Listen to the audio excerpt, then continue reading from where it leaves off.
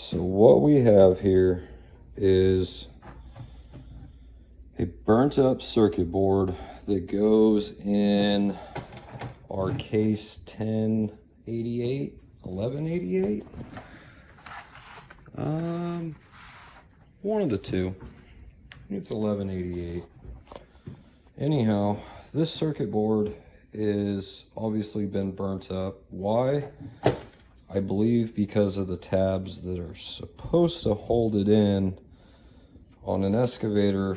Somebody's getting rowdy. This fucking thing, I think it shook and shorted out on the door of the recessed kind of cavity it's in. It's got a, like a little cabinet. Anyway, when I first started pulling this off, there were no holes, but I knew it was going to be iffy if we could, get some new copper strips and lay it back out, epoxy it, and actually repair it. Found a few places that are supposed to sell case repair parts, new old stock, stuff like that. This board has been on back order for several years. You're not going to get it. This same board runs multiple pieces of equipment. So a lot of this we don't actually use. I've got the complete diagram, as it's laid out in one piece. I've got more diagrams. They're all redundant. They're all the same ones, except for this set that came out of my big manual down there. This is the electrical, I believe, hydraulic schematic. This is a different wiring diagram than what we have, so this may be what's missing out of here for the rest of this board, in which case I'll see what I need and what I don't need. What we're going to do is repair it with an automotive block. You got fuses here, you put relays, diodes, whatever you need in here. Your two main lugs. If you look at our wiring diagram, we've actually got 24 volt direct that runs several circuits, and then ignition supplied 24 volt. When you look at what is actually on this board, you can see we've got some diodes. These were relays, fuses. This had the old ceramic fuses, and previous owners had labeled a lot of this stuff. So the most complicated circuit on this board is power coming into the board, which comes in through this main relay here, feeds a couple bus bars for your hots. We've got a lot of grounds here on the bottom. I believe these are all ground. The good thing about this board is all the actual circuits are numbered, labeled, and when you get into, one of these diagrams here,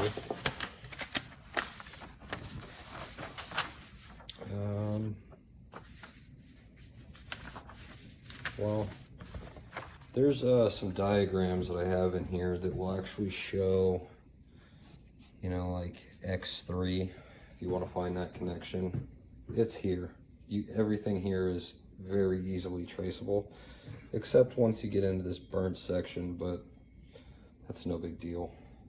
But the most complicated circuit in here is incoming power goes through a fuse, goes through a diode, and then through a relay, and then out through one of these harness connections. So there's no real need for this board.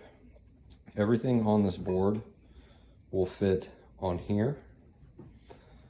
This we're going to use to run from our battery disconnect with some larger fuses. Here's our micro relays, micro fuses. We've got our grommets. These are some 24 volt specific diodes, mini diodes, micro diodes, some connections for leaving the board. I'm gonna have to essentially have male spade connectors, some insulated ones that will plug back into the machine side of the harness.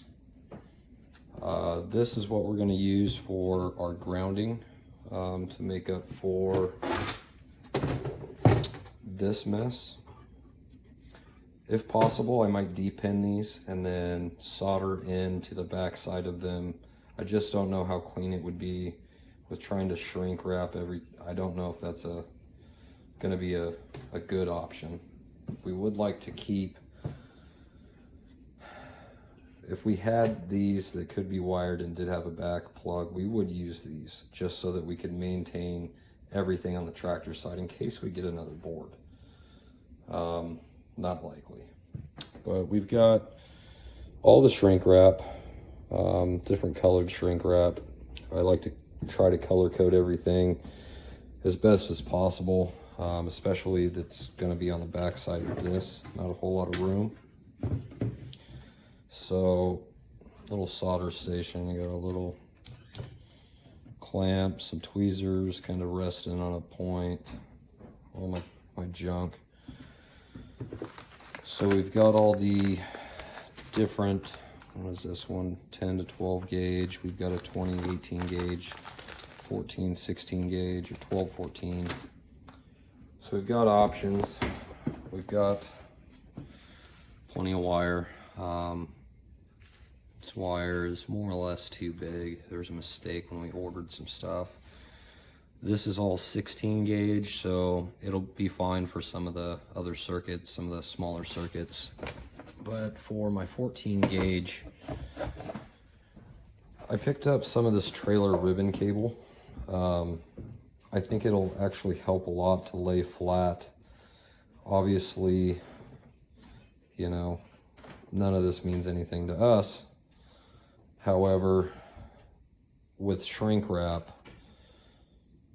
we're trying to get some printable shrink wrap.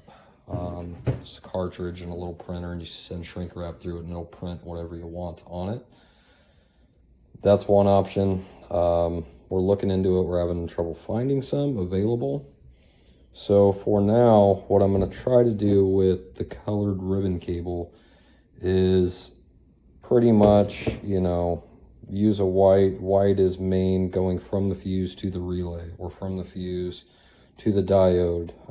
Leaving there, you know, it'll be a different color.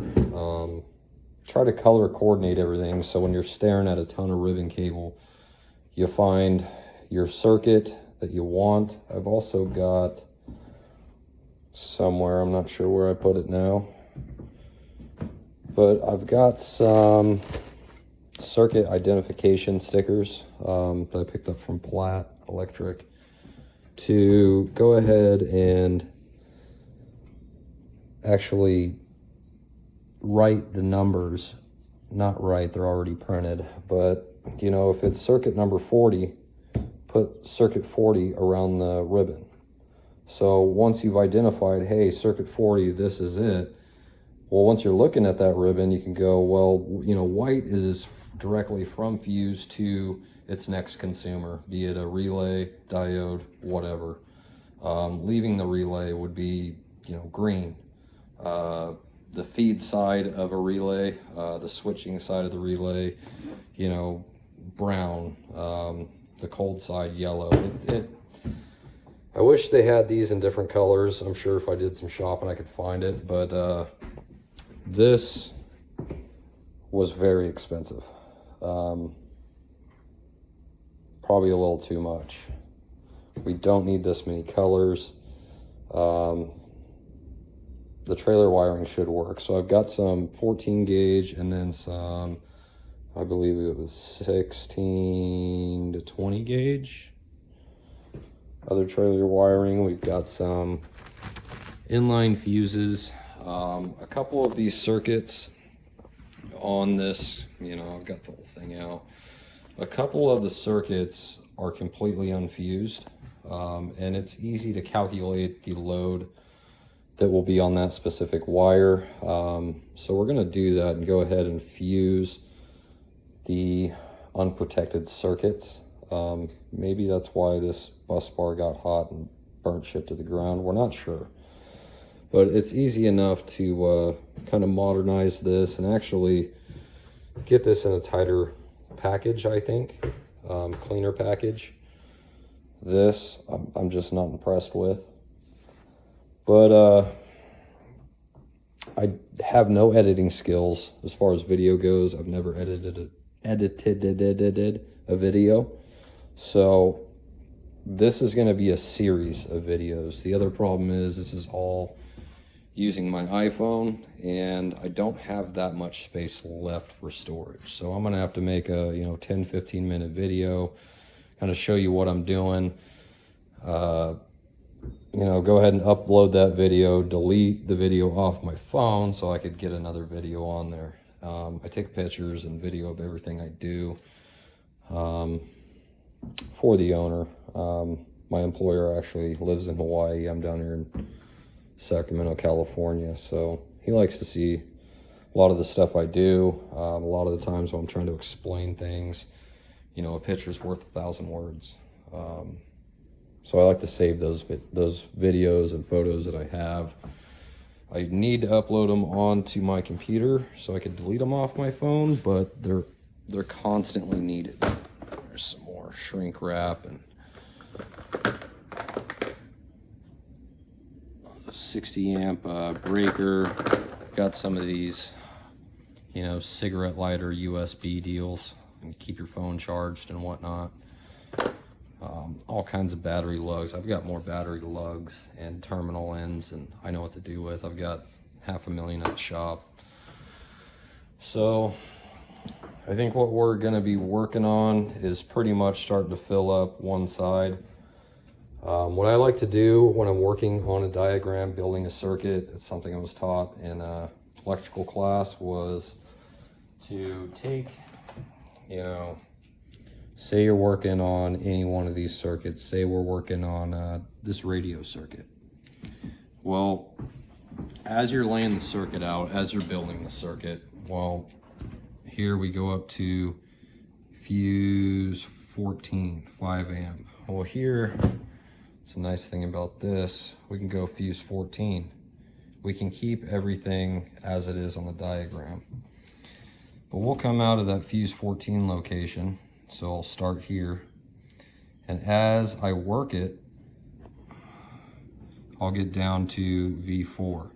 Now I'll have to check V4 on our board and ohm it out and see if it's a resistive diode or a resistance diode. I believe, I'm not an electrician, but I'll see what it's rated at, and then pick one that we have and get it to match. But as I make that connection, I'm scribbling this out. I've got to here. So if I have to put this project down, walk away and come back, and I'm looking at, a ton of wires, I don't know where I'm at. I can't remember where I left off. I come back, well, I left off at leaving V4. We're gonna stick our diodes in this board. So, we come off of V4, go down to connection 20, open white triangle 21, it's pin number 4. So I'd pin that out, and then from there, it doesn't show where this connection is, it's somewhere on the cab. Then it goes to the radio. I know everything in the cab is already done, but then it looks like it comes back out of the radio 21, socket number 3, and then goes to the chassis ground. Chassis ground on here, everything runs back to this board. If I've got my diagram here, I've got so many diagrams, they're all kind of separated, but one of them shows where these chassis grounds are, and there's like 3 main lugs. Those will all tie back into ground locations on this board. Q, or I call it a Q, it's not. I can't remember if this symbol was the ground or this symbol was the ground. It's in my it's in my schematic here, but pretty much chassis ground doesn't mean just, hey, tie it onto the frame somewhere. It actually goes back to the circuit board. So, but one of these is labeled, and one of the deals is chassis ground. The other one, it labels as, I believe, okay, so here it is here. So the open signal on this particular board means it's a ground. These are all grounds. So this actually goes back to the chassis. From here, these are all grounded. So that's what we're gonna do here. We're gonna ground these to 3 locations. Everything's in the cabinet, but I guess that's it. Nothing left to do now but start stripping wire, start plugging shit in, crossing off, you know, where I'm at. We've got 2 main big exploded sections kind of laid out, so we got some highlighters. I'll kind of keep track of progress. I'll bring you guys back in once I start crimping. I like to crimp. I know all you need to do is crimp it with the little weather plug on there. I like to crimp and then go ahead and solder. Why not? I've traced problems down, cars that have sit in shops for years for electrical issues, and you go back in and, hey, you know, nobody's been able to figure this out. It's been at 3 different shops, yada, yada, yada. What's going on? You know, you go and you try to check fuses, you push a fuse in and, well, the plug, the female end is there, but somehow or another, just through, you know, radio installations, fucking lights, whatever, somehow the tension on the wires is pulled loose the crimp connection right out of the socket. So I like to crimp and solder. There's no harm in it. Keeps corrosion out. You know, why not? So when I get to soldering, I'll show you how I do that. Of course, it's wrong. You know, somebody that's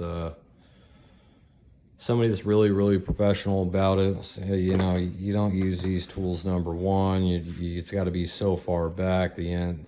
Fuck. Just run it in and go. It's better than nothing. But yeah, we'll be back with another video once I start plugging away. I'm gonna get half this shit off the table. I just wanted to show you what's more or less all involved here. It's not a lot, but it's a lot. So see you back here for number 2.